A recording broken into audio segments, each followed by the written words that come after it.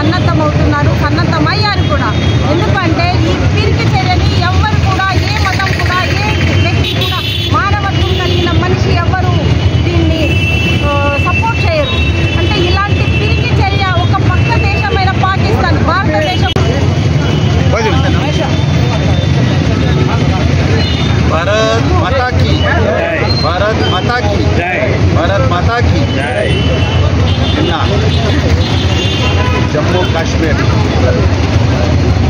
Pahalgam मंची tourist spot लो अక్కడ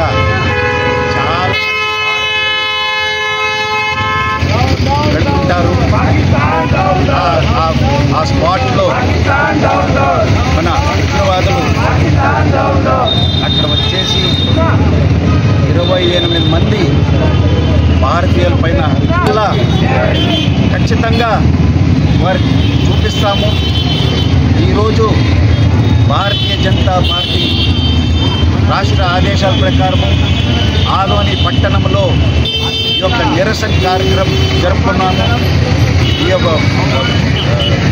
ర్యాలీలో పాల్గొన్న ప్రతి ఒక్కరూ ఆదోని పట్టణ సీనియర్ లీడర్స్ మళ్ళీ కార్యకర్తలు అందరూ పాల్గొని దీన్ని ఖండించాము. ఈ ఉగ్రవాదులు ఖచ్చితంగా మా కోరిక ఏమంటే అణిచివేయాలి.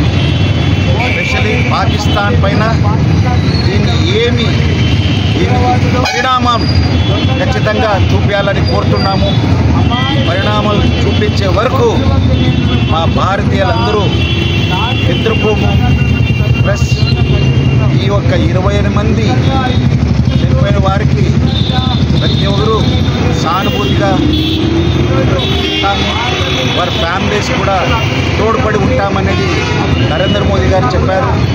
సో మా ఆదోని పట్టణవాసులు కూడా వారి శాంతిగా ఆత్మశాంతిగా కోరుతున్నాము.